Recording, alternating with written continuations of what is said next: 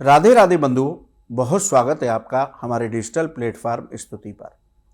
बंधुओं, इस वीडियो में हम बात करेंगे कि चैत्र नवरात्रि से पहले पंचक शुरू हो रहे हैं, यानी कि चैत्र नवरात्रि की शुरुआत पंचक के मध्य में होगी। तो पंचक के दौरान हमें क्या करना चाहिए और क्या नहीं करना चाहिए। पंचक को अशुभ फलदायी क्यों माना जाता है, पंचक कैसे होते हैं, पंचक कितने प्रकार के होते हैं, आज इसी पर यह वीडियो है, आप ध्यान से सुनिए।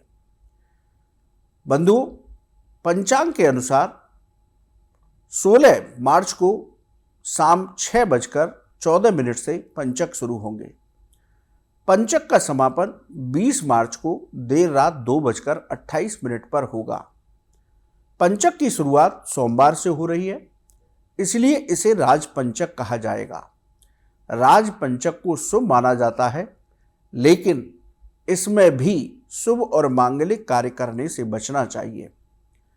बंधुओं, पंचक कोई भी हो, चाहे शुभ हो या अशुभ, क्योंकि पंचक शुभ भी होते हैं और अशुभ भी, लेकिन धर्मशास्त्र और ज्योतिष शास्त्र कहते हैं कि पंचक है तो कोई भी शुभ और मांगलिक कार्य नहीं करना चाहिए। यदि पंचक में कोई शुभ और मांगलिक कार्य करते हैं तो उसमें शुभ फलों की प्राप्ति नहीं होती। पंचक में कार्य करने से कामों में रुकावट आती है, जीवन में परेशानियों का सामना करना पड़ता है। अब बात करते हैं कि पंचक लगता कैसे है। ज्योतिष शास्त्र के अनुसार 27 नक्षत्र में से 5 नक्षत्र पंचक का कारण बनते हैं। जब चंद्रमा का गोचर धनिष्ठा, शतभिषा, पूर्वा भाद्रपद, उत्तरा भाद्रपद और रेवती नक्षत्र पर होता है, तब पंचक लगता है। इनमें कुछ पंचक शुभ माने जाते हैं और कुछ अशुभ माने जाते हैं, लेकिन पंचांग में के अनुसार, धार्मिक कार्यों के अनुसार पंचक कैसा भी हो, शुभ या अशुभ, उसमें हमें शुभ और मांगलिक कार्य करने से बचना चाहिए। अब बात करते हैं कि कौन से पंचक शुभ होते हैं, कौन से अशुभ।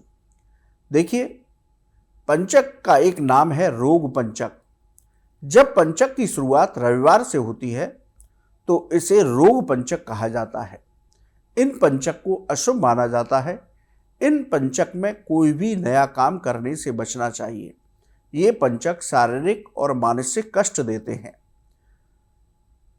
एक पंचक जिसका नाम राजपंचक है, जब पंचक की शुरुआत सोमवार से होती है तो उसे राजपंचक कहा जाता है। इस पंचक को शुभ माना जाता है। इस पंचक में सरकारी काम और प्रॉपर्टी के कामों में करने से सफलता मिलती है। जब पंचक की शुरुआत मंगलवार से होती है तो उसे अग्नि पंचक कहा जाता है। अग्नि पंचक अशुभ माना जाता है, लेकिन कोर्ट कचहरी के मामलों के लिए विरोधियों के ऊपर सफलता दिलाने वाला होता है। वहीं नई मशीनरी का काम करने और नया निर्माण करने के लिए इसे अशुभ माना जाता है। जब पंचक की शुरुआत बुधवार से होती है तो इसे भद्रा पंचक कहा जाता है। भद्रा पंचक को शुभ माना जाता है। जब पंचक की शुरुआत गुरुवार से होती है तो इसे दोष रहित पंचक कहा जाता है। इसके साथ ही कुछ पंचांगों में इसे अग्नि पंचक का ही रूप बताया गया है। जब पंचक की शुरुआत शुक्रवार से होती है तो इसे चोर पंचक कहा जाता है। इस पंचक में पैसे का लेन देन बहुत सोच समझ करके करना चाहिए, वरना धन हानि हो सकती है। इस पंचक को अशुभ माना जाता है। जब पंचक की शुरुआत शनिवार से होती है तो इसे मृत्यु पंचक कहा जाता है। इस पंचक को बेहद अशुभ माना जाता है। इस पंचक में गृह प्रवेश, लकड़ी के काम, शुभ और मांगलिक काम भूल कर भी नहीं करने चाहिए। बंधुओं, पंचक चाहे कोई भी हो, पंचक में हमें कोई भी शुभ या मांगलिक काम करने से बचना चाहिए। पंचक में क्या करना चाहिए? देखिए, पंचक के 5 दिनों में हमें प्रतिदिन अपने इष्ट देव की पूजा करनी चाहिए। भगवान शिव और हनुमान जी की पूजा करनी चाहिए। महामृत्युंजय मंत्र का जप करना चाहिए, हनुमान चालीसा और सुंदर कांड का पाठ करना चाहिए। अपनी सामर्थ्य के अनुसार गरीब, ब्राह्मण और जरूरतमंद लोगों को दान करना चाहिए। पंचक के समय में भगवत आराधना, पूजा पाठ और दान करने से पंचक के अशुभ फलों से बचा जा सकता है। पंचक में क्या नहीं करना चाहिए? देखिए बंधुओं, पंचक के दौरान गृह प्रवेश, शादी, मुंडन, नामकरण, जनेऊ संस्कार आदि शुभ काम नहीं करने चाहिए। पंचक में कोई नया व्यापार या नई मशीनरी की शुरुआत करने से भी बचना चाहिए। पंचक में नया निर्माण या घर की छत डलवाने जैसे काम भी नहीं करने चाहिए। पंचक के दौरान दक्षिण दिशा की यात्रा करने से बचना चाहिए। पंचक में लकड़ी को इकट्ठा करना या लकड़ी से कोई वस्तु बनवाना, इन सभी कार्यों से बचना चाहिए। पंचक में नई चारपाई, पलंग, बेड बनवाना या उसे खरीदना अशुभ होता है। पंचक में नई वस्तु जैसे गहने, कपड़े, शुभ काम के लिए सामग्री खरीदने से बचना चाहिए। बंधुओं, पंचक के दौरान अशुभ फलों की प्राप्ति होती है। अब पंचक नवरात्र में शुरू हो रहे हैं। नवरात्र के पहले दिन ही पंचक होगा, तो क्या करेंगे?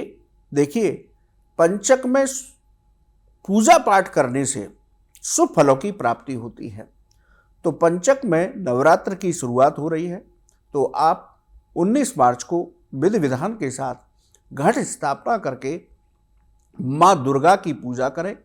पंचक का कोई मन में संशय न रखें। आप विधि विधान के साथ पूजा करेंगे तो माँ दुर्गा की विशेष कृपा आपको प्राप्त होगी। बंधु, आपको ये वीडियो कैसा लगा आप हमारे कमेंट बॉक्स में लिखिए। राधे राधे। इस वीडियो में दी गई जानकारी केवल पौराणिक मान्यताओं, धार्मिक विश्वासों और ज्योतिषीय तथ्यों पर आधारित है। स्तुति इनकी पुष्टि नहीं करता।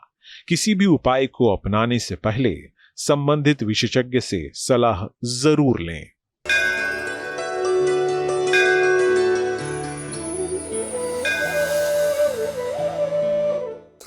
इस वीडियो में दी गई जानकारी केवल पौराणिक मान्यताओं, धार्मिक विश्वासों और ज्योतिषीय तथ्यों पर आधारित है। स्तुति इनकी पुष्टि नहीं करता।